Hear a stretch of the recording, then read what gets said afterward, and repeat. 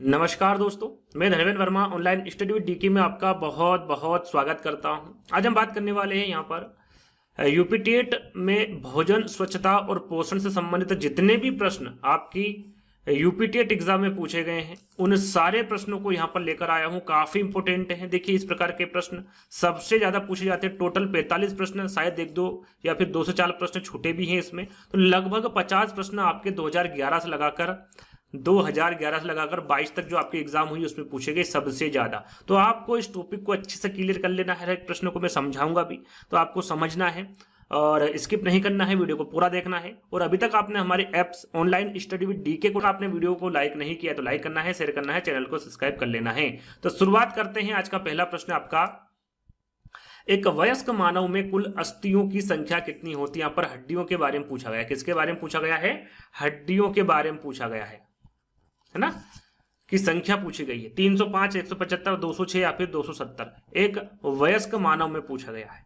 तो कितनी होती, सभी को पता है 206 होती। कितनी होती है? 206 होती है। यदि जो शिशु हुए उसके बारे में पूछा जाता तो 270 पर आप टिक कर सकते थे, बिल्कुल आपका करेक्ट आंसर होता। लेकिन एक वयस्क मानव की कुल हड्डियों की संख्या पूछी गई है तो 206 आपका यहाँ पर बिल्कुल करेक्ट आंसर होगा।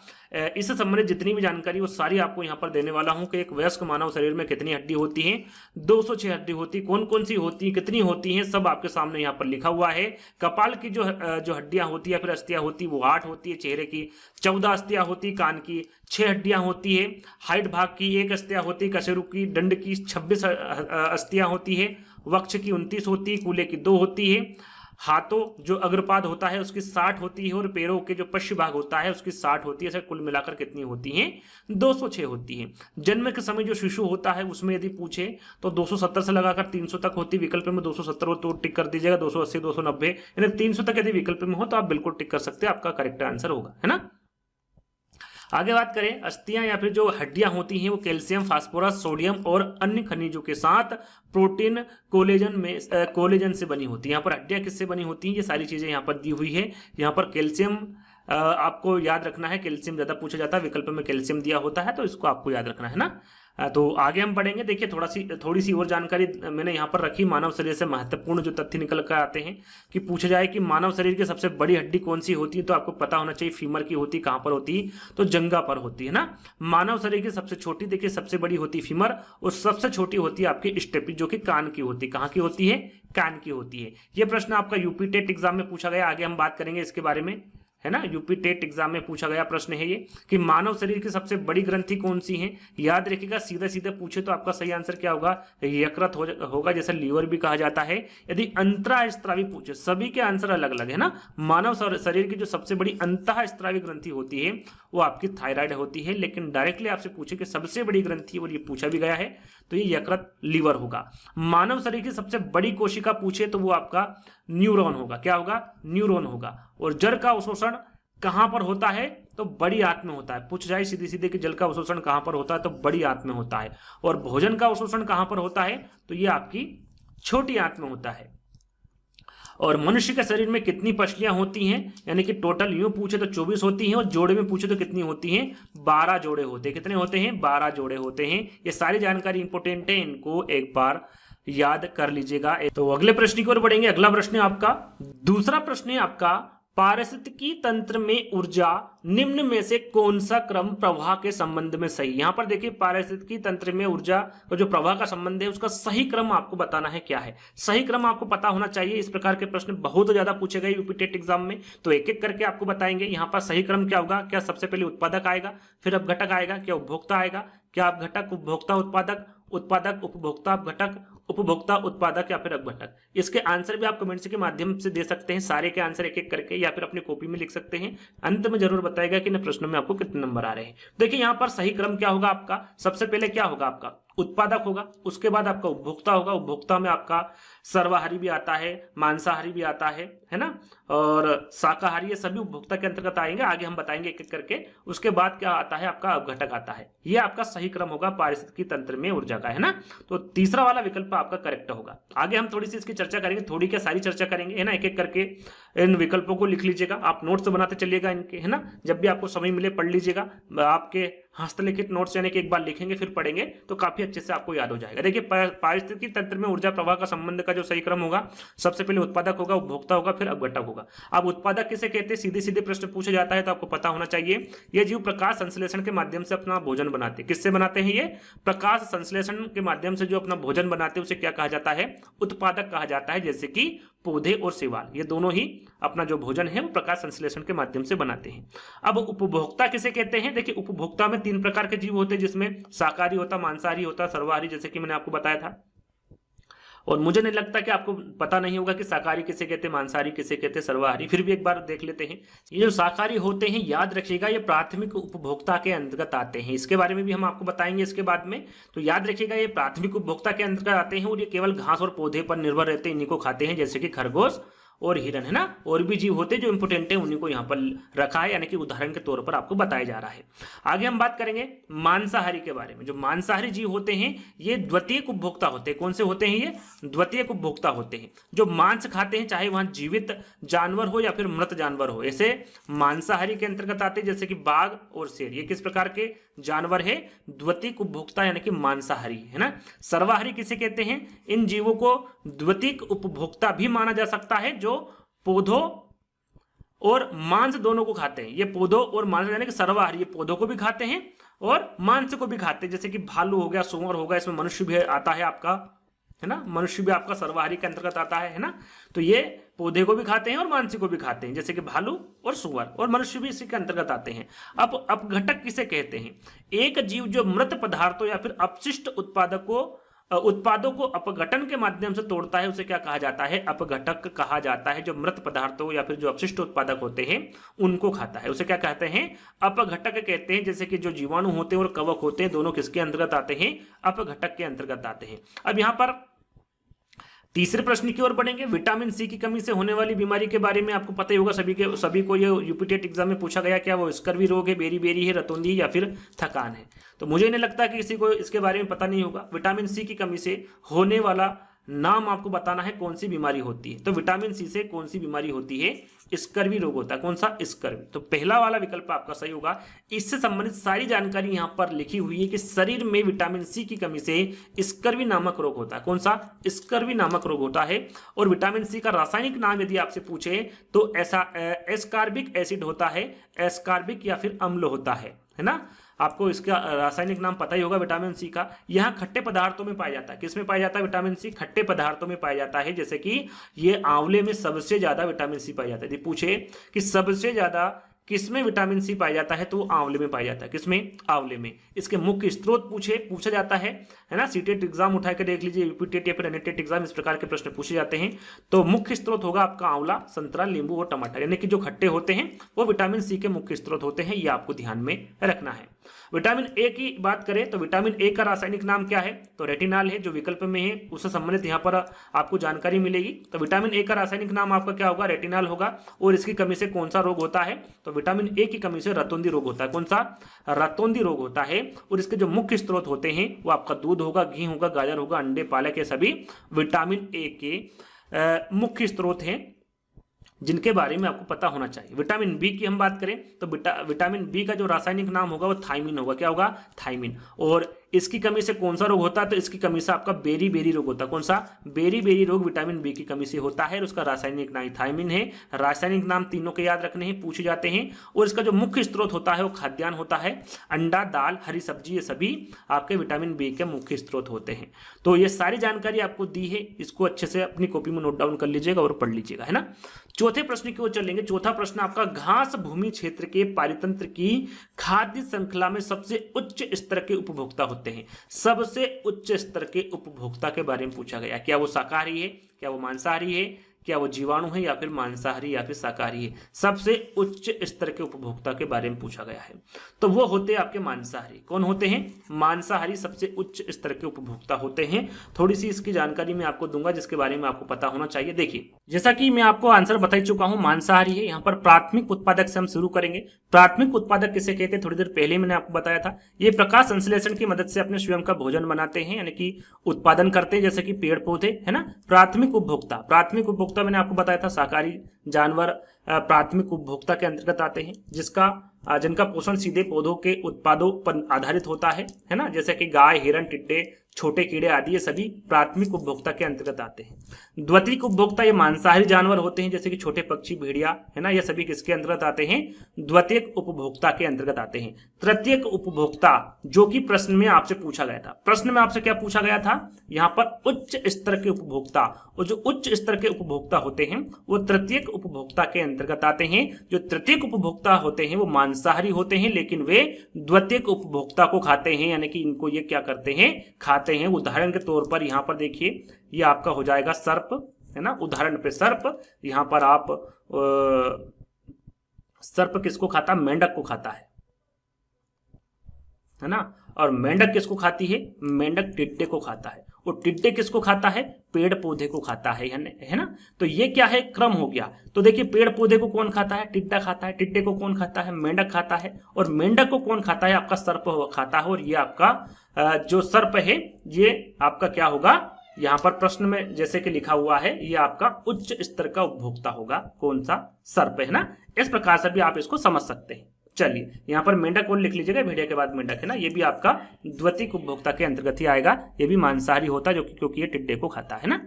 आगे हम बात करेंगे उत्पादक शाकाहारी, मांसाहारी, सर्वाहारी अपघटक के बारे में। थोड़ी देर पहले हमने आपको बताया था, ऐसी प्रजातियां जो प्रकृति से अपना भोजन प्राप्त करती है उसे उत्पादक कहते हैं। केवल हरी सब्जियां और पौधों का उपभोग करते हैं, जो पूरी तरह से पृथ्वी पर निर्भर होते हैं, उसे शाकाहारी कहते हैं, जैसे कि बकरी और खरगोश, है ना, ये शाकाहारी होते हैं। मांसाहारी वे मुख्य रूप से माध्यमिक उपभोक्ताओं, जैसे कि खरगोश, बकरी आदि का उपभोग करते हैं, जैसे कि शेर और बाघ, ये आपका मांसाहारी होते हैं। और सर्वाहारी ये उपभोक्ता पौधों और मांस दोनों को खाते हैं, जैसे कि मनुष्य, कौवा, भालू, सुअर, ये सभी सर्वाहारी होते हैं। अपघटक की हम बात करें तो ये एक जीव जो मृत पदार्थों या अपशिष्ट उत्पादकों का अपघटन करते हैं, खाते हैं, उन्हें क्या कहा जाता है? अपघटक कहा जाता है। जीवाणु और कवक की अपघटक के अंतर्गत आते हैं। सीधे सीधा पूछा जाता है कि कवक क्या है या फिर जीवाणु क्या है, तो आपको पता होना चाहिए ये क्या है? अपघटक के अंतर्गत आते हैं। इस प्रकार के प्रश्न आपके यूपी टेट एग्जाम में पूछे जाते हैं। पांचवा प्रश्न, दूध से दही बनने की प्रक्रिया को क्या कहते हैं? दूध से दही बनने की प्रक्रिया, प्रकाश संश्लेषण, आसवन, किण्वन या फिर एंटेरिलाइजेशन, है ना। दूध से दही बनने की प्रक्रिया ये पूछा गया यूपी टेट एग्जाम में, और आपको पता ही होगा इसका आंसर। इसका सही आंसर होगा आपका किण्वन। क्या होगा? किण्वन। दूध से दही बनने की जो प्रक्रिया है उसे किण्वन कहा जाता है। आगे हम इसके बारे में जानेंगे। दूध से दही बनने की प्रक्रिया, जैसे कि मैंने अभी आपको बताया, क्या कहते हैं? उसे किण्वन कहते हैं। और दूध में गोलाकार प्रोटीन होता है, जिसे केसिन कहा जाता है। याद रखिएगा, दूध में क्या होता है? प्रोटीन होता है, जिसे क्या कहा जाता है? केसिन कहा जाता है। ये आपको ध्यान में रखना है। लैक्टिक एसिड बैक्टीरिया और केसिन के बीच रासायनिक प्रतिक्रिया के कारण ही क्या बनता है? दही बनता है। किसके रासायनिक प्रतिक्रिया के कारण? लैक्टिक एसिड बैक्टीरिया और केसिन के बीच की जो रासायनिक प्रतिक्रिया होती है उसी के कारण दही बनता है ना। बाकी विकल्प थे आपके प्रकाश संश्लेषण, आसवन और कीटाणु शोधन, जिसे स्टेरिलाइजेशन भी कहते हैं, तो इसके बारे में भी आपको जानकारी होना चाहिए। प्रकाश संश्लेषण यह वहां प्रक्रिया है जिसके द्वारा हरे पौधे सूर्य के प्रकाश की उपस्थिति में कार्बन डाइऑक्साइड, जल और खनिजों को अवशोषित करके अपना भोजन तैयार करते हैं। उसे क्या कहा जाता है? प्रकाश संश्लेषण कहा जाता है। यह चयनित क्वथन और सघनन का उपयोग करके एक तरल को परिष्कृत या फिर शुद्ध करने की प्रक्रिया है। इसे क्या कहा जाता है? तो इसे आसवन कहा जाता है ना। और कीटाणु शोधन किसे कहा जाता है? कि वह प्रक्रिया जिसमें हम जैविक एजेंटों के सभी रूपों, जैसे कि जीवाणु हो गया, आपका विषाणु हो गया, छोटे अन्य सूक्ष्म जीवी हो गए, इनको समाप्त करते हैं, हटाते हैं या फिर निष्क्रिय करते हैं। इसे क्या कहा जाता है? कीटाणु शोधन या फिर एंटेरिलाइजेशन कहा जाता है ना। तो जो विकल्प दिए गए हैं इनके बारे में भी आपको जानकारी होना चाहिए। अगला प्रश्न है आपका, मीना माता जो रोग है वो ऐसी मछली खाने से होता है जिसमें अधिक मात्रा में पाया जाता है। क्या पाया जाता है जिससे कि मिनी माता या फिर मीना माता रोग हो जाता है? आर्सेनिक अधिक मात्रा में, पारा, कैडमियम या फिर उपरोक्त सभी। तो यहां पर सही आंसर होगा आपका पारा, है ना। पारा आपका बिल्कुल करेक्ट आंसर होगा। मीना माता जो रोग है वो ऐसी मछली खाने से होता है जिसमें अधिक मात्रा में पारा पाया जाता है। यहां पर देखिए, थोड़ी सी इसकी जानकारी मैं आपको दूंगा। जो मीना माता रोग है, जिसे हम चिस्सो रोग भी कहते हैं, क्या कहते हैं इसको? चिस्सो रोग भी कहा जाता है। ये ऐसी मछली खाने से होता है जिसमें अधिक मात्रा में पारा, जिसे मरकरी भी कहते हैं ना, जिसमें पारा या फिर मरकरी पाया जाता है ना, अधिक मात्रा में। और ये जापान में मीनामाता नामक एक स्थान पर मछली खाने से कई लोगों की मृत्यु हो गई थी तथा अनेक लोग विकलांग भी हो गए थे। इसका मुख्य कारण था मछलियां, है ना। और इस रोग का नाम भी इसी स्थान से पड़ा, क्योंकि कहां पर हुआ था, ये मीनामाता नामक स्थान पर हुआ था। और ये जो मछली खाने से कई लोगों की मृत्यु हो गई थी। अब क्यों हो गई थी? क्योंकि यहाँ पर एक रासायनिक कारखाना था जिसमें निकले पारे से खाड़ी के जल को प्रदूषित कर दिया था इसने, और जिससे वहां के सभी मछलियां विषैली हो गई थी। और मछली खाने से यहाँ विष मनुष्यों के शरीर में भी पहुंच गया था जिन्होंने मछली खाई थी, और जिससे कई लोगों की मृत्यु भी हो गई थी, है ना। किसके कारण हुई थी, क्यों हुई थी, ये सारी जानकारी यहाँ पर दे रखी है ना। तो ये आपको पता होना चाहिए। मीनामाता नामक, यही पूछ ले आपसे कि भाई जो मीनामाता नाम है ये क्यों पड़ा, तो आपको पता होना चाहिए जापान में मीनामाता नामक स्थान है, उसी की वजह से इसका नाम पड़ा था। और इसे चिस्सो रोग भी कहते हैं, है ना। और किसके अधिक मात्रा में, क्या अधिक मात्रा में पाया जाता है जिससे कि रोग होता है, तो पारा या फिर मरकरी पाया जाता है ना। इसके बारे में भी आपको विशेष ध्यान रखना है। अगले प्रश्न की ओर चलेंगे, थोड़ा सा और जानकारी यहां पर दी हुई है। देखिए, पारा या फिर मरकरी, इसके बारे में पूछे कि पारा या फिर मरकरी किसे कहते हैं, तो ये पारा प्राकृतिक रूप से पाए जाने वाला एक तत्व होता है जो हवा, पानी और मिट्टी में पाया जाता है। कहां पर पाया जाता है? ये हवा में पाया जाता है, पानी और मिट्टी में पाया जाता है। और मीनामाता रोग यहाँ मिथाइल मरकरी विषाक्तता के कारण होने वाला एक विकार है। पारा के संपर्क में यहाँ तक कि थोड़ी मात्रा में भी आने से गंभीर स्वास्थ्य समस्याएं उत्पन्न हो जाती है। ये इतना भयानक होता है और एक गर्भाशय में स्थित शिशु के विकास को भी ये प्रभावित कर देता है, चाहे वो थोड़ी मात्रा में ही क्यों ना हो, है ना। तो याद रखिएगा, यह तंत्रिका तंत्र, पाचन और प्रतिरक्षा प्रणाली, फेफड़े, गुर्दे, त्वचा तथा आंखों की विषाक्त प्रभाव डाल सकता है। किस किस को? ये तंत्रिका तंत्र को, पाचन को, प्रतिरक्षा प्रणाली को, फेफड़े, गुर्दे, त्वचा, इन सभी में, और जो आंख होती है, इन सभी में ये प्रभाव डाल सकता है, हानि पहुंचा सकता है। तो ये आपको ध्यान में रखना है, इंपोर्टेंट है प्रश्न, है ना। आगे हम बात करेंगे अगले प्रश्न की। 7वां प्रश्न है, अपशिष्ट उत्पादों को खाने वाले जीवों को क्या कहते हैं? अपशिष्ट, मृत जानवर। थोड़ी देर पहले ही बताया था, मृत जानवर या फिर जो अपशिष्ट उत्पादक है, इनको खाने वाले जीव को क्या कहते हैं? मृतक भक्षी, मांस भक्षी, शाक भक्षी या फिर रसायन भक्षी, क्या कहते हैं? तो अपशिष्ट या फिर मृत जानवर को खाने वाले को मृतक भक्षी कहते हैं। क्या कहते हैं उसे? मृतक भक्षी या फिर अपघटक कहते हैं, अपघटक, है ना। उसी को मृतक भक्षी भी कहते हैं। तो याद रखिएगा, पहला वाला विकल्प आपका सही होगा। अपशिष्ट उत्पादकों को खाने वाले जीव को क्या कहते हैं? मृतक भक्षी या फिर अपघटक कहते हैं। और अपघटक किसे कहा जाता है? एक जीव जो मृत पदार्थों या फिर अपशिष्ट उत्पादकों को अपघटन के माध्यम से तोड़ता या खाता है, जैसे कि जीवाणु और कवक। अभी थोड़ी देर पहले ही मैंने आपको बताया था। चलिए, पारिस्थितिकी तंत्र में ऊर्जा का मुख्य स्रोत, यहां पर मुख्य स्रोत पूछा गया पारिस्थितिक तंत्र में ऊर्जा का। क्या एटीपी होता है, सूर्य प्रकाश होता है, डीएनए होता है या फिर आरएनए होता है? तो पारिस्थितिकी तंत्र में जो ऊर्जा का मुख्य स्रोत होता है वो सूर्य का प्रकाश होता है। क्या होता है? सूर्य प्रकाश होता है ना। पारिस्थितिकी तंत्र में ऊर्जा का जो मुख्य स्रोत होता है वो सूर्य का प्रकाश होता है, और सूर्य का प्रकाश पृथ्वी के पारिस्थितिकी तंत्र की ऊर्जा का एकमात्र क्या है? स्रोत है ना। तो बी वाला विकल्प आपका बिल्कुल करेक्ट होगा। चल, अगला प्रश्न है, एलपीजी के संदर्भ में क्या सत्य नहीं? यहां पर देखिए, असत्य कथन पूछा गया। क्या पूछा गया है? डायरेक्टली असत्य कथन पूछा गया है एलपीजी के संदर्भ में। क्या यहाँ एक स्वच्छ ईंधन? बिल्कुल ये स्वच्छ ईंधन है। यहाँ उच्च उष्मीय मान का है, बिल्कुल यहाँ एक उच्च उष्मीय मान का है। यहाँ नीले ज्वाला से जलने वाला है, बिल्कुल करेक्ट होगा आपका। यहाँ मेथेन उत्सर्जन करने वाला है, तो यहाँ मेथेन उत्सर्जन नहीं करता है। आपका जो फोर्थ वाला विकल्प होगा ये आपका बिल्कुल करेक्ट आंसर होगा, है ना। फोर्थ विकल्प आपका करेक्ट होगा। इसके बारे में यहाँ पर नीचे सारी जानकारी दी गई है कि एलपीजी, सबसे पहले आपको पता होना चाहिए कि एलपीजी का पूरा नाम क्या है। ये पूछा गया है आपके यूपी टेट एग्जाम में, है ना, और आगे भी पूछा जा सकता है। लिक्विड पेट्रोलियम गैस, और हिंदी में इसे क्या कहा जाता है? तरलीकृत पेट्रोलियम गैस। यहाँ मेथेन उत्सर्जन करने वाला नहीं है ना। थोड़ा सा मिसप्रिंट हुआ, ध्यान दीजिएगा। क्या है? यहाँ मेथेन उत्सर्जन करने वाला नहीं है। यहाँ एक रंगहीन, गंधहीन तरल पदार्थ होता है जो आसानी से गैस में वाष्पित हो जाता है। और इसमें किसका मिश्रण होता है? तो इसमें 3 गैसों का मिश्रण होता है, और जिसमें 2 इंपोर्टेंट है, आपका ब्यूटेन और प्रोपेन। तीसरी है आपकी आइसोब्यूटेन, है ना। और ये 3 एलपीजी गैसों के मिश्रण में शामिल होता है आपका एलपीजी, और ये ज्वलनशील मिश्रण होता है इन तीनों का, है ना। तो इनके बारे में आपको पता होना चाहिए। जो इंपोर्टेंट है 2 गैसें हैं, बाकी तीसरी गैस के बारे में भी आपको पता होना चाहिए। चलिए, आगे हम बात करेंगे अगले प्रश्न की। नवा प्रश्न है आपका, किसी खाद्य श्रृंखला में शाकाहारी होते हैं। शाकाहारी के बारे में यानी कि मैं प्राथमिक उपभोक्ता किसे कहते हैं, प्राथमिक उत्पादक किसे कहते हैं, प्राथमिक उपभोक्ता, द्वितीयक उपभोक्ता और अपघटनकर्ता के बारे में आपको बता चुका हूं। सीधा सा प्रश्न है, सरल सा प्रश्न है। शाकाहारी किसे कहा जाता है, किसको कहा जाता है, किस उपभोक्ता को कहा जाता है या फिर किस उत्पादक को कहा जाता है, तो आपको सभी को पता है ये प्राथमिक उपभोक्ता को कहा जाता है ना। शाकाहारी किसे कहते हैं, आप प्राथमिक उपभोक्ता को कहते हैं, जिसके बारे में मैं आपको बता चुका हूं। यहां पर फिर से एक बार दोहरा लेते हैं ताकि आपसे गलती ना हो, है ना। प्राथमिक उपभोक्ता शाकाहारी जानवर होते हैं जिसमें जिनका पोषण सीधे पौधे के उत्पादक पर आधारित होता है। ये गाय होती है, इसमें हिरण, टिड्डे, छोटे कीड़े, ये सभी किसके अंतर्गत आते हैं, प्राथमिक उपभोक्ता के अंतर्गत आते हैं। हाँ, प्राथमिक उपभोक्ता के अंतर्गत आते हैं प्राथमिक उत्पादक, है ना। ये प्रकाश संश्लेषण की मदद से अपने स्वयं के भोजन का उत्पादन करते हैं, इसमें पेड़ पौधे शामिल होते हैं जैसे कि हमने आपको बताया था, है ना। द्वितीयक उपभोक्ता मांसाहारी जानवर होते हैं जिसमें छोटे पक्षी, भेड़िए, है ना, इसमें आपका मेंढक भी होगा जैसा कि थोड़ी देर पहले हमने आपको बताया था। उसके बाद में तृतीयक उपभोक्ता, इसमें आपका तृतीयक उपभोक्ता भी मांसाहारी होते हैं, लेकिन जो द्वितीयक उपभोक्ता होते हैं इनको ये खाते हैं। तृतीयक उपभोक्ता की ये पहचान होती है। और ये सर्प होते हैं, सर्प मेंढक को खाता है, मेंढक आपको टिड्डे को खाता है, टिड्डे वगैरह को खाता हो, और टिड्डे क्या खाता है, पेड़ पौधे पर आश्रित होता है ना। तो ये ऐसा चक्र चलता रहता है। तो ये आपको आगे और बताएंगे। अब गठन की बात करें तो एक जीव है जो मृत पदार्थों और अपशिष्ट पदार्थों का सेवन करता है, गठन करता है, जैसे कि जीवाणु और कवक, है ना। उदाहरण भी आपको साथ में रखना है ना याद।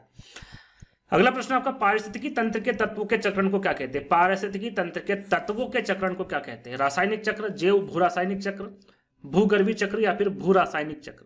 पारिस्थितिकी तंत्र के तत्वों के चक्रण को, है ना, जो अभी हमने आपको बताया था, तो इसे क्या कहा जाता है, इसे जैव भू रासायनिक चक्र कहते हैं। क्या कहते हैं, इसे जैव भू रासायनिक चक्र कहते हैं। यहां पर देखिए लिखा भी हुआ है कि पारिस्थितिकी तंत्र के तत्वों के चक्रण को क्या कहते हैं, जैव भू रासायनिक चक्र कहा जाता है। एक जैव भू रासायनिक चक्र एक मार्ग है जिसके द्वारा एक रासायनिक पदार्थ पृथ्वी के जीवमंडल, स्थलमंडल, वायुमंडल और जलमंडल घटकों से होकर गुजरता है ना। और इस प्रकार प्रत्येक चक्र के तत्वों का निर्जीव से सजीव और वापस निर्जीव की ओर प्रवाह जैव भू रासायनिक चक्र कहलाता है। क्या कहलाता है, ये जैव भू रासायनिक चक्र कहलाता है। इसमें जो तत्व होते हैं निर्जीव से सजीव की ओर और वापस निर्जीव की ओर प्रवाह करते हैं।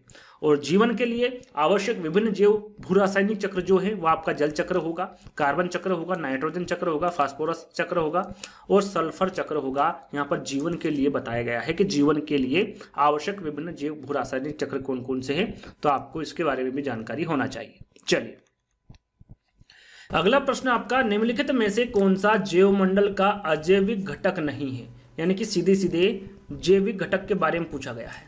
जैविक घटक, एक होता अजैविक घटक और दूसरा होता जैविक घटक। तो कौन सा अजैविक घटक नहीं है इसके बारे में पूछा गया। क्या प्रोटीन है, क्या मृदा, कवक या फिर फास्फोरस। तो यहाँ पर देखिए प्रोटीन, मृदा और फास्फोरस ये तीनों ही अजैविक घटक के अंतर्गत आते हैं। लेकिन जो कवक है ना, करेक्ट आंसर आपका क्या होगा, यहाँ पर कवक होगा। कवक अजैविक घटक नहीं होता है, ये क्या होता है, जैविक घटक के अंतर्गत आता है। यहाँ पर देखिए सारी जानकारी दी हुई है कि कवक जैवमंडल का अजैविक घटक नहीं है, यहाँ क्या है, जैविक घटक है। अब जैविक घटक किसे कहते हैं, अजैविक घटक किसे कहते हैं, इसके उदाहरण कौन कौन से हैं वो सारे यहाँ पर दे रखे हैं कि उत्पादक, उपभोक्ता और अपघटक पर्यावरण के जैविक घटक है। यानी कि जिसमें उत्पादक भी आ जाता है ना, उपभोक्ता जो मैंने आपको उदाहरण दिए हुए हैं जिसमें आपका शाकाहारी, मांसाहारी, सर्वाहारी ये सभी उपभोक्ता के अंतर्गत आते हैं।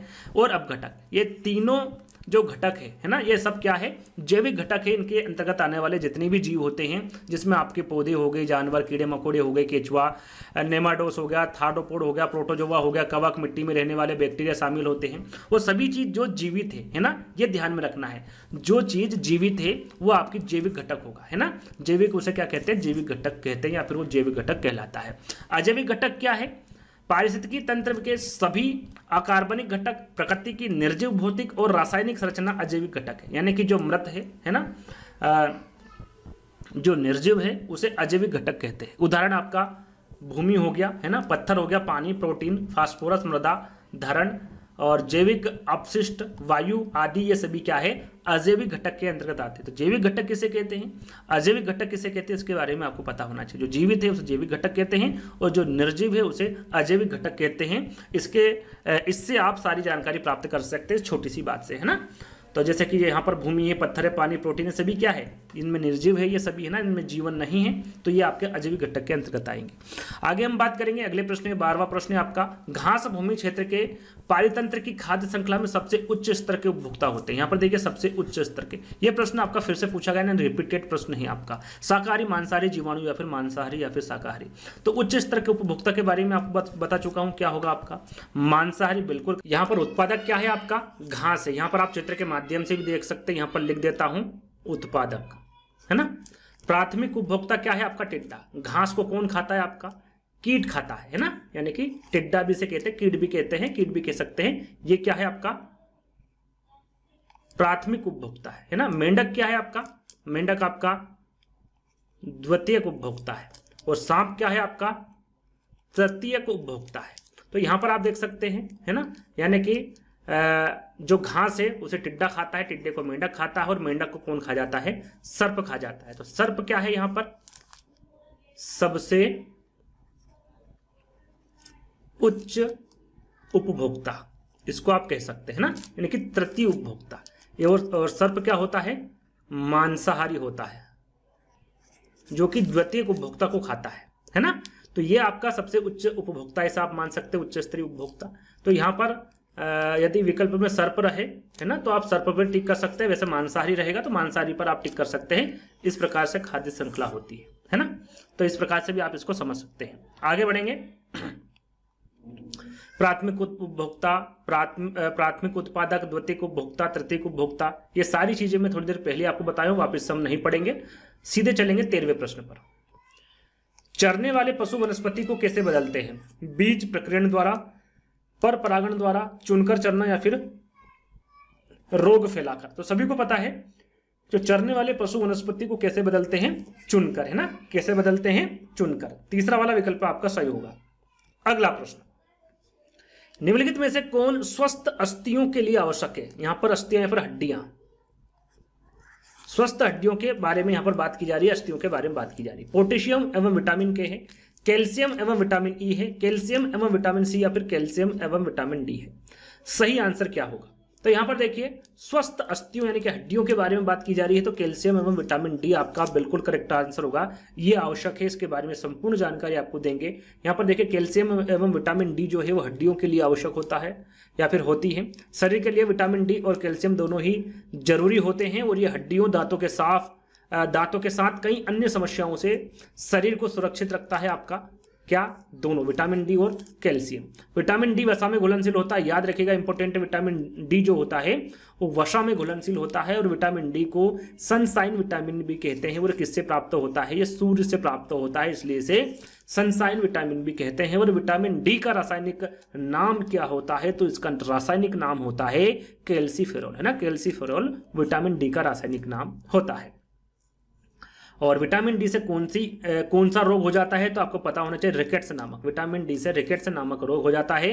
और इसके प्रमुख स्रोत की हम बात करें तो आपका सूर्य का प्रकाश है, दूध है, मछली का तेल है, और सबसे ज्यादा जो आपका विटामिन डी का प्रमुख स्रोत होता है वो सूर्य होता है। प्राकृतिक रूप से सूर्य की किरणों द्वारा ही प्राप्त होता है विटामिन डी, है ना।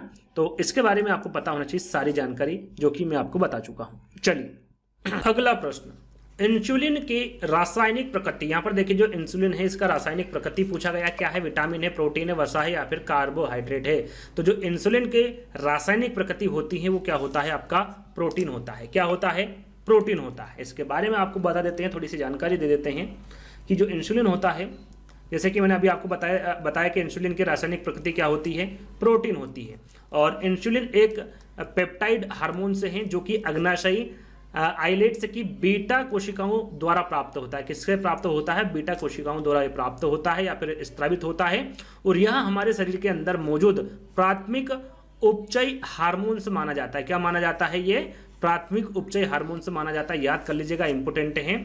आगे हम बढ़ेंगे अगले प्रश्न की ओर। अगला प्रश्न है, जैविक समुदाय में प्राथमिक उपभोक्ता है। जैविक समुदाय में प्राथमिक उपभोक्ता के बारे में पूछा गया, क्या मांसाहारी, सर्वाहारी, शाकाहारी, या फिर डेट्रीटिवोर है। यहां पर देखिए जैविक समुदाय में प्राथमिक उपभोक्ता पूछा गया है, और सभी को पता है प्राथमिक उपभोक्ता क्या होता है, आपका शाकाहारी होता है। इसके बारे में थोड़ी देर पहले भी हमने आपको बताया था, और इसके बारे में सारी जानकारी आपको दी थी। देखिए प्राथमिक उपभोक्ता शाकाहारी जानवर होते हैं जैसे कि हमने आपको बताया था, जिसमें पोषण सीधे पौधे उत्पादक द्वारा आधारित होता है, जैसे उदाहरण आपका गाय हो गया, हिरण, टिड्डे, छोटे कीड़े मकोड़े, ये सभी आपके प्राथमिक उपभोक्ता के अंतर्गत आते हैं। बाकी सारे उत्पादक, उपभोक्ता, अपघटक के सारे के बारे में आपको जानकारी दे चुका हूं, इसे बार बार आपको बताने की आवश्यकता नहीं है। अगला प्रश्न है, ज्वर नियंत्रण में आमतौर पर सबसे अधिक प्रयोग की जाने वाली औषधि। यहाँ पर ज्वर नियंत्रण के बारे में पूछा गया है, सरल सा प्रश्न है, 4 विकल्प पढ़ने की आवश्यकता नहीं है। पैरासीटामोल है, सभी को इसके बारे में पता होगा। पैरासीटामोल जो है ज्वर नियंत्रण में आमतौर पर सबसे अधिक प्रयोग की जाने वाली औषधि है। तीसरा वाला विकल्प आपका बिल्कुल करेक्ट होगा। दही निर्माण हेतु कौन सूक्ष्म जीवी उत्तरदायी है? दही निर्माण हेतु कौन सा जो जीव है, सूक्ष्म जीव है, उत्तरदायी है, कौन सा है, यह आपको बताना है। यहां पर 4 विकल्प दिए गए हैं, आंसर आपको बताना है।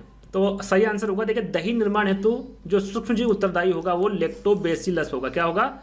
लैक्टोबैसिलस, ये जो दही निर्माण हेतु सूक्ष्म जीव उत्तरदायी होता है।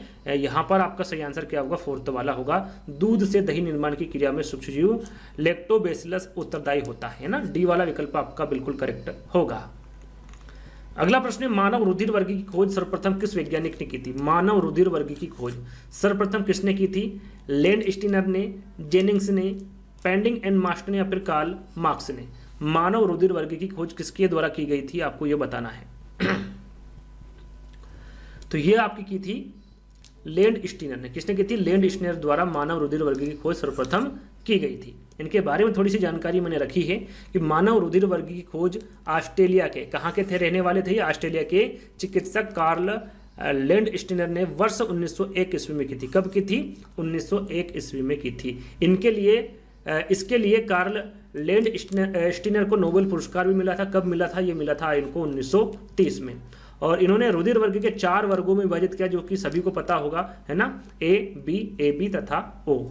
वर्ग ए बी रुधिर वर्ग सर्वग्राही माना जाता है। ए बी को वो सर्वदाता रक्त कौन सा होता है? वो रक्त समूह होता है, जिसके बारे में आपको सभी को जानकारी होगी। आगे बढ़ेंगे।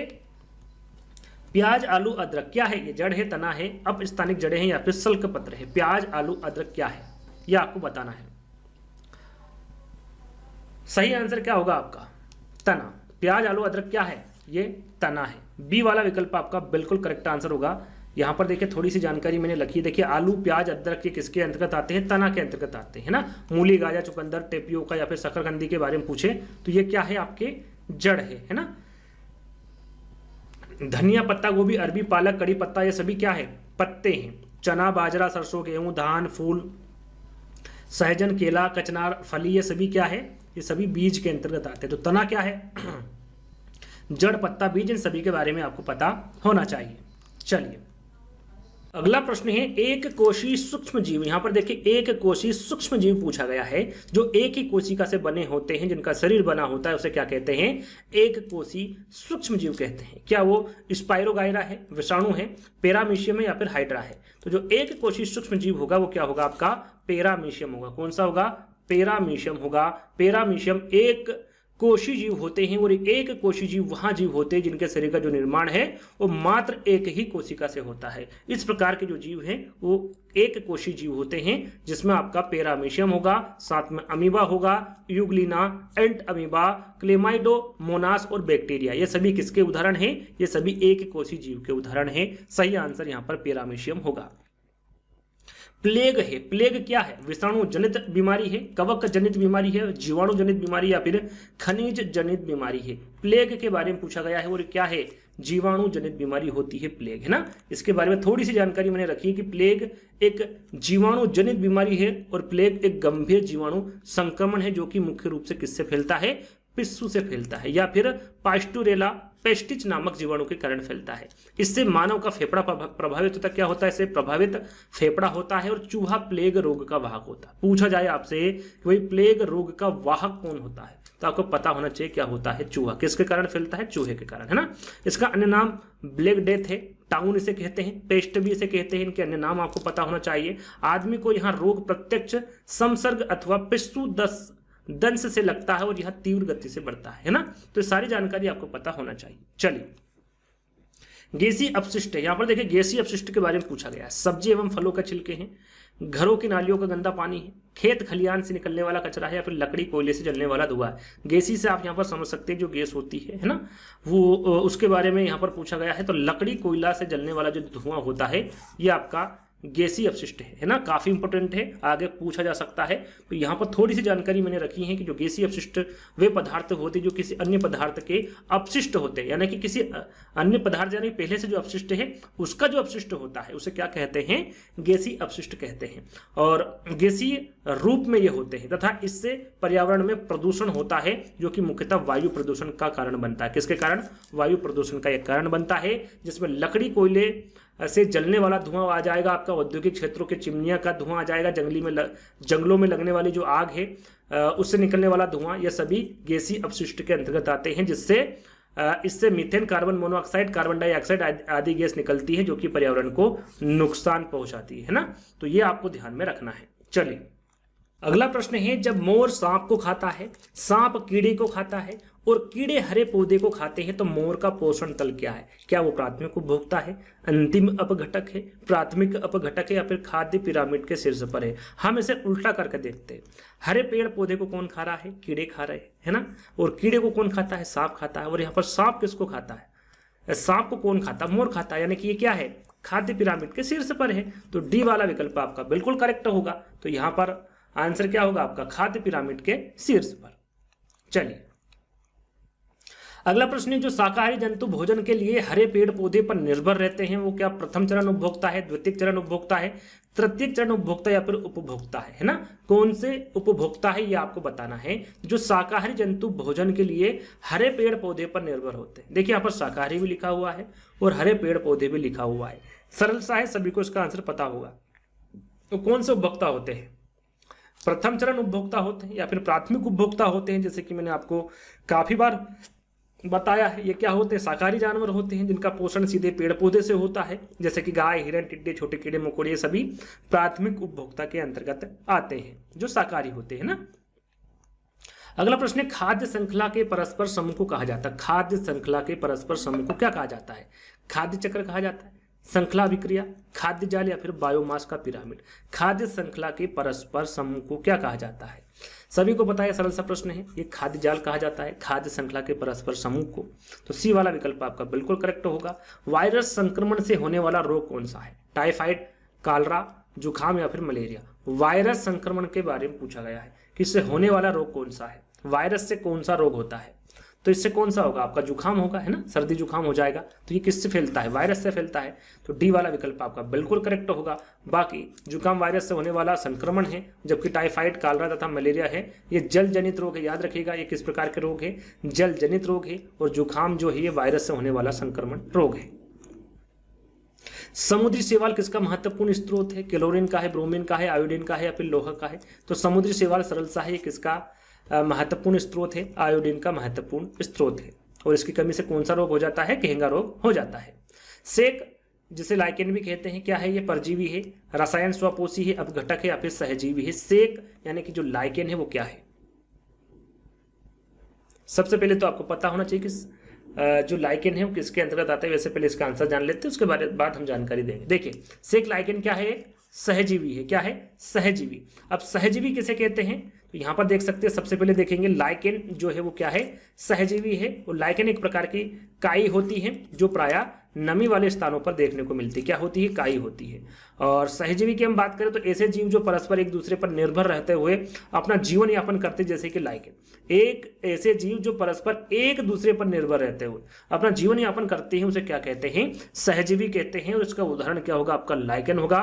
और लाइकेन एक ऐसा सहजीवी पद है जो शैवाल और कवच के परस्पर मिलने से बनता है। और ये स्वपोषी होते हैं। कैसे होते हैं? ये स्वपोषी होते हैं। शैवाल कवक को सहायता प्रदान करता है और कवक शैवाल को सहायता प्रदान करता है। ये एक दूसरे पर निर्भर होते हैं, एक दूसरे पर निर्भर रहते हैं, इसलिए इसे क्या कहा जाता है? सहजीवी कहा जाता है। लाइकेन को वायु प्रदूषण का सूचक माना जाता है। वायु प्रदूषण का, जब वायुमंडल में SO2 की मात्रा बढ़ जाती है तो क्षेत्र में पाए जाने वाले लाइकेन क्या होते हैं?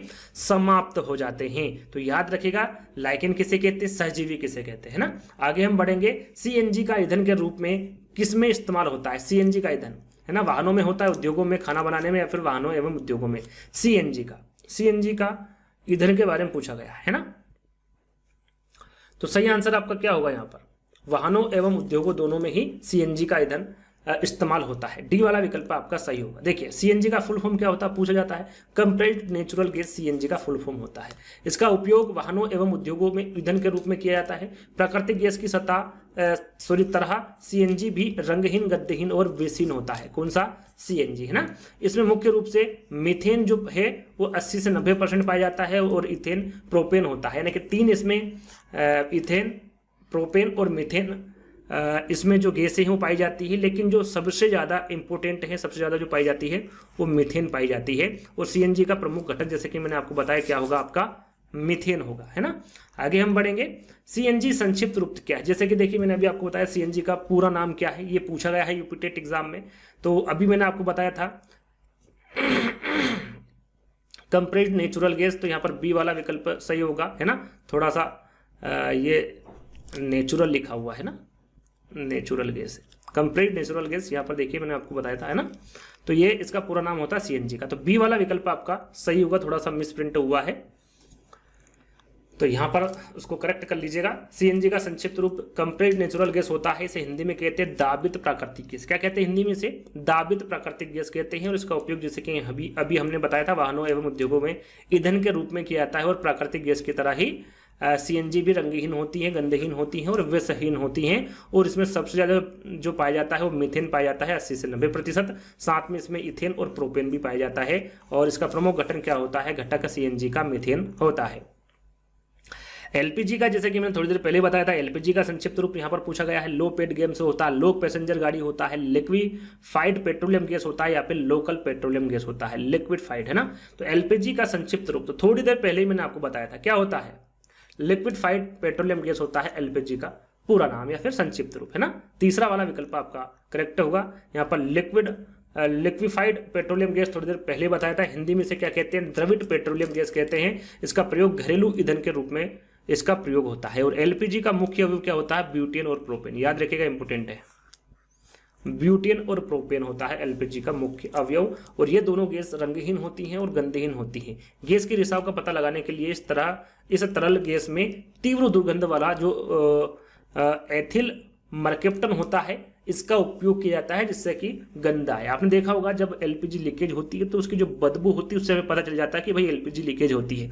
लेकिन उसमें जो प्रयोग होता है, जो हमें जरूरत होती है, वो ब्यूटेन और प्रोपेन की होती है। लेकिन वो क्या होता है, गंधहीन होता है, रंगहीन होता है, उसका कोई रंग नहीं होता है, उसकी कोई गंध नहीं होती ब्यूटेन और प्रोपेन की। तो उसमें गंध लाने के लिए कि हाँ भाई पता चल सके कि एलपीजी यहाँ पर लीकेज हो रही है, यहाँ पर इसका स्त्राव हो रहा है, तो उसकी वजह से उसमें क्या डाला जाता है, दुर्गंध वाला जो एथिल मर्केप्टन होता है वो डाला जाता है, जिससे कि हमें पता लग जाता है कि एलपीजी लीकेज हो रही है ना। एलपीजी गैस में प्रोपेन और ब्यूटेन की गैस का जो है 95% होता है तथा 5% अन्य गैस होते हैं। ये दोनों आपकी जो गैस है वो कितने प्रतिशत होती है, 95% होती है। बाकी जो बहुत सारी और भी गैसें होती है लेकिन वो मात्र 5% होती है ना। अगला प्रश्न है, धातुमय प्रस्तर किसे कहा जाता है, बिटुमिन को, बॉक्साइट को, मेटालाइट को, या फिर अयस्क को। धातुमय प्रस्तर किसे कहा जाता है, तो आप सभी को पता होगा, इसका आंसर आपने पढ़ा होगा। सही आंसर होगा अयस्क, है ना। धातुमय प्रस्तर किसे कहा जाता है, तो ये अयस्क को कहा जाता है। अगला प्रश्न है, पारिस्थितिकी तंत्र का उदाहरण। यहां पर देखिए पारिस्थितिकी तंत्र का उदाहरण पूछा गया है, क्या होगा, वायु है, तालाब है, जल है, या फिर मृदा है। पारिस्थितिकी तंत्र का उदाहरण क्या होगा, आपका तालाब होगा। क्या होगा, तालाब। पारिस्थितिकी तंत्र का उदाहरण आपका बिल्कुल करेक्ट आंसर तालाब होगा। तालाब एक प्रकार का पारिस्थितिकी तंत्र का उदाहरण है, क्योंकि तालाब में जैव अजैव तत्वों के साथ साथ जीव जंतुओं तथा पेड़ पौधे की उपस्थिति होती है, इसलिए जो तालाब है वो एक प्रकार का पारिस्थितिकी तंत्र है। अगला प्रश्न है, कौन जीवी कारक नहीं। यहां पर देखिए जीवी कारक पूछा गया है, जीवी कारक नहीं है, यानी कि अजैविक कारक कौन सा है, ये पूछा गया। पेड़ पौधे, जंतु, सूक्ष्म जीव या फिर प्रस्तर। तो पेड़ पौधे भी जीवी कारक के अंतर्गत आते हैं, जंतु भी और सूक्ष्म जीव भी, क्योंकि इनमें सभी में जीव होता है ना। अजैविक क्या है, जिसमें जो निर्जीव होता है, प्रस्तर, है ना। प्रस्तर क्या है, एक अजैविक घटक है। तो जीवी कारक कौन सा नहीं है, तो प्रस्तर आपका बिल्कुल यहां पर करेक्ट आंसर होगा। जैसे कि अजैविक घटक किसी पारिस्थितिक तंत्र में पाए जाने वाले वे सभी निर्जीव पदार्थ होते हैं पदार्थ उसके अजैविक घटक कहलाते हैं, जैसे कि प्रस्तर, जैसे पत्थर भी कहा जाता है। एक अजैव कारक, साथ में तापमान, जल, प्रकाश है ना, इनके बारे में भी आपको पता होना चाहिए। तापमान, जल, प्रकाश, आर्द्रता एवं मृदा, ये भी अजैव कारक के अंतर्गत आते हैं। जबकि पेड़ पौधे, जंतु तथा सूक्ष्म जीव क्या है, जैविक कारक है, जैविक घटक है ना, जैसे कि मैंने अभी थोड़ी देर पहले आपको बताया था। अगला प्रश्न है, मृत जंतुओं पर निर्वाह करने वाले प्राणी को क्या कहते हैं? पैरासाइट कहते हैं, डिकम्पोजर कहते हैं, स्कैवेंजर कहते हैं, या फिर ओमनिवोर कहते हैं। अन्य मृत जंतुओं पर निर्वाह करने वाले प्राणी को क्या कहते हैं? तो इसे स्कैवेंजर कहते हैं। क्या कहते हैं? स्कैवेंजर कहते हैं। अगला प्रश्न है, जब एक जीव लाभ लेता है बगैर दूसरे सहवासी जीव को प्रभावित किए तो उसे क्या कहते हैं? वो क्या कहलाता है?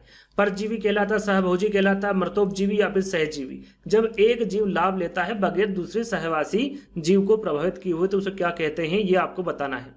तो उसे क्या कहा जाता है? सहभोजी कहते हैं। उसे क्या कहते हैं? सहभोजी कहते हैं, या फिर इसे सहभागिता भी कहते हैं। क्या कहते हैं? इसे सहभागिता भी कहते हैं ना। आगे हम इसके बारे में जानेंगे।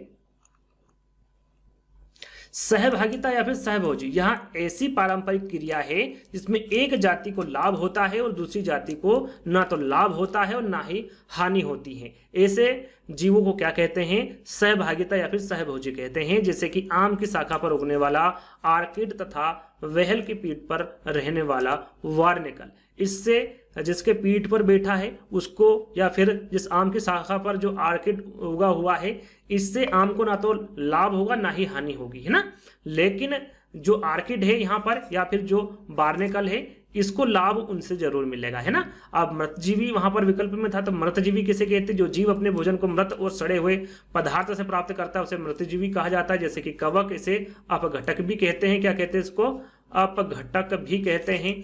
परजीवी किसे कहते हैं? तो वे जीव जो किसी अन्य जीव पर आश्रित होते हैं परजीवी जंतु कहलाते हैं। जैसे कि अमरबेल, एंट, अमीबा, फीताक्रमी, ये सभी परजीवी के अंतर्गत आते हैं। सहजीवी किसे कहते हैं? देखिए, सहभोगी और सहजीवी दोनों अलग अलग है। ऐसे जीव जो परस्पर एक दूसरे पर निर्भर रहते हैं और अपना जीवन यापन करते हैं उसे सहजीवी कहते हैं। जैसे कि लाइकेन, शैवाल और कवक, है ना, उदाहरण के तौर पर। चलिए, भारत में फलों के अंतर्गत सर्वाधिक क्षेत्र कौन सा है आपका? किसका है? अमरूद का है, नींबू का है, आम का या फिर पपीता का है? भारत में फलों के अंतर्गत सर्वाधिक क्षेत्र किसका है? तो सही आंसर आपका क्या होगा? आम का। कहां पर पाया जाता है? सबसे ज्यादा उत्तर प्रदेश में पाया जाता है। जैसा कि यहाँ पर लिखा हुआ है साफ साफ कि भारत में फलों के अंतर्गत सर्वाधिक क्षेत्र किसका होगा? आपका आम का होगा। भारत में आम का सर्वाधिक उत्पादन उत्तर प्रदेश राज्य में होता है। कहां पर होता है? उत्तर प्रदेश राज्य में होता है। और विश्व में आम का सबसे बड़ा उत्पादक देश कौन सा है? तो आपका कौन सा होगा? भारत होगा। कौन सा होगा? भारत होगा। पहले नंबर पर आपका उत्तर प्रदेश है। दूसरे नंबर पर भारत का जो सबसे ज्यादा फल है ना, वो प्रथम स्थान, जैसे कि यहां पर लिखा हुआ है आम के बारे में। लेकिन फल के बारे में पूछे कि भारत में सबसे ज्यादा फल कहां पर उत्पादन किए जाते हैं, प्रथम स्थान किसका है, कौन से राज्य का है? तो वो है आंध्र प्रदेश। और दूसरा राज्य है आपका महाराष्ट्र। और विश्व में सबसे ज्यादा फल उत्पन्न करने वाला देश कौन है? देखिए, विश्व की बात हो रही तो वो कौन है? आपका चीन है। सिर्फ आम की नहीं हो रही, यहाँ पर फल की हो रही है। सभी फलों के बारे में यहाँ पर बताया जा रहा है कि विश्व में सबसे ज्यादा फल उत्पन्न करने वाला देश कौन है? आपका चीन है। चीन के बाद आपका दूसरे नंबर पर होगा भारत, फिर ब्राजील है, फिर अमेरिका है और फिर मैक्सिको है ना। तो पहले नंबर पर और दूसरे नंबर पर याद रखना, पहला चीन है और दूसरा ब्राजील है।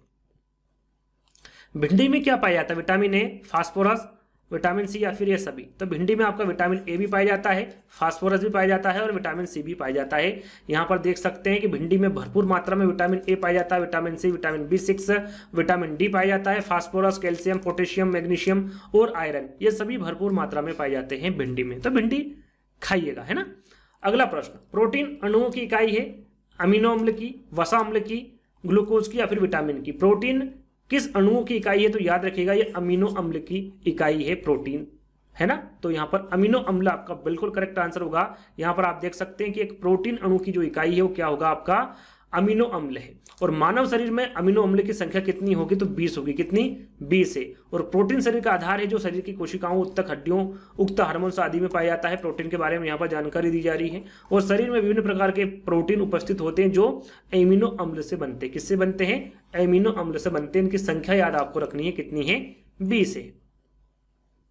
अगला प्रश्न है, निम्न में से कौन सा अंगक पादप कोशिका में अनुपस्थित होता है? कौन सा अंगक पादप कोशिका में अनुपस्थित होता है? रिक्तियां, लवण, सेल्यूलोज, कोशिका भित्ति या फिर तारकाय? तो यहां पर देखिए अनुपस्थिति के बारे में बात की जा रही है तो तारकाय ये अंगक पादप कोशिका में अनुपस्थित होता है और इसे सेट्रोमोस भी कहा जाता है। तारकाय या फिर सेट्रोमोस कह लीजिए, ये अंगक पादप कोशिकाओं में अनुपस्थित होते हैं।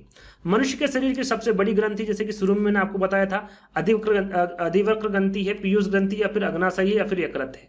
तो मनुष्य के शरीर की जो सबसे बड़ी ग्रंथि होती है वो यकृत होती है, लीवर होती है। तो यकृत आपका यहाँ पर करेक्ट आंसर होगा। इसके बारे में थोड़ी सी जानकारी मैंने यहाँ पर रखी है। मानव शरीर की सबसे बड़ी ग्रंथि कौन सी होगी? आपकी यकृत होगी। और यहाँ हेपेटाइटिस नामक विशेष कोशिकाओं से बना होता है। किससे बनता है? हेपेटाइटिस नामक विशेष कोशिकाओं से बनता है। और यह मानव शरीर में पेट के कौन सी ओर स्थित होता है? तो दाईं ओर स्थित होता है।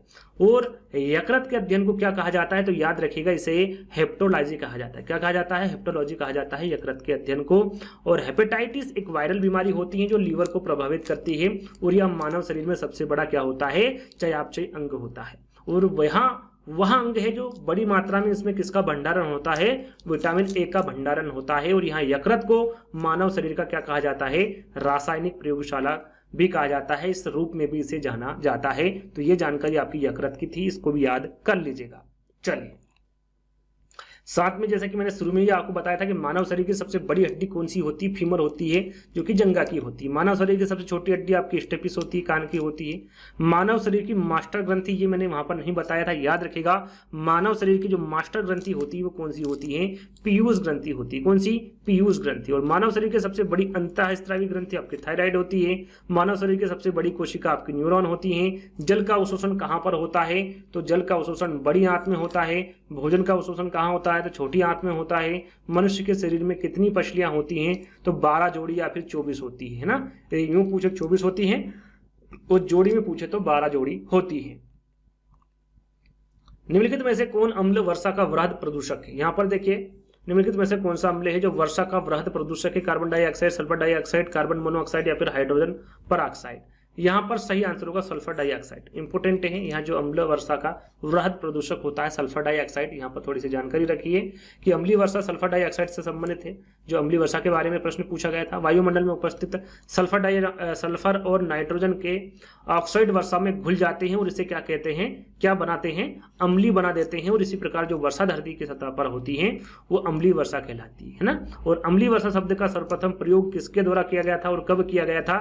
ये इंपोर्टेंट है, याद रखिएगा। सर्वप्रथम प्रयोग वैज्ञानिक रॉबर्ट अंगस द्वारा किया गया था। कब किया गया था? 1872 में किया गया था।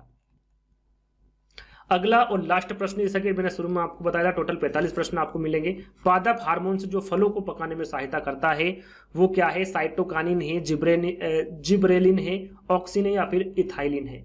तो जो पादप हार्मोन्स फलों को पकाने में सहायता करता है वो क्या है? तो वो इथाइलिन है। क्या है? इथाइलिन। फोर्थ वाला विकल्प आपका सही होगा। इसके बारे में थोड़ी सी जानकारी आपको दे देता हूं। जो इथाइलिन है, जिसे एथिलीन भी कहा जाता है, पादप हार्मोन है जो फलों को पकाने का महत्वपूर्ण रासायनिक अवयव है। इथाइलिन कैल्शियम कार्बाइड का एक अवयव है। कैल्शियम कार्बाइड को पानी के साथ मिलाने पर एथाइलिन प्राप्त होता है जिससे फलों को पकाया जाता है। और इसका आणविक सूत्र पूछे, एथाइलिन का आणविक सूत्र होता है C2H4, है ना। तो इसके बारे में भी आपको जानकारी होना चाहिए। वैसे टोटल 45 प्रश्न मैंने आपको दे दिए हैं और यहीं आज का वीडियो समाप्त होता है। यदि कोई सा टॉपिक छूट गया, वैसे मैं सभी टॉपिक कवर करवा दिए हैं जो आपके प्रीवियस ईयर पेपर में प्रश्न पूछे गए थे। कुछ एक हैं उनको भी मैं जल्दी करवा दूंगा। तो आज का वीडियो आपको कैसा लगा कमेंट्स के माध्यम से बताना है। वीडियो अच्छा लगा तो लाइक करना है, शेयर करना है, चैनल को सब्सक्राइब कर लेना है। तो जल्दी दोस्तों एक नई वीडियो के साथ मिलेंगे, जब तक के लिए धन्यवाद।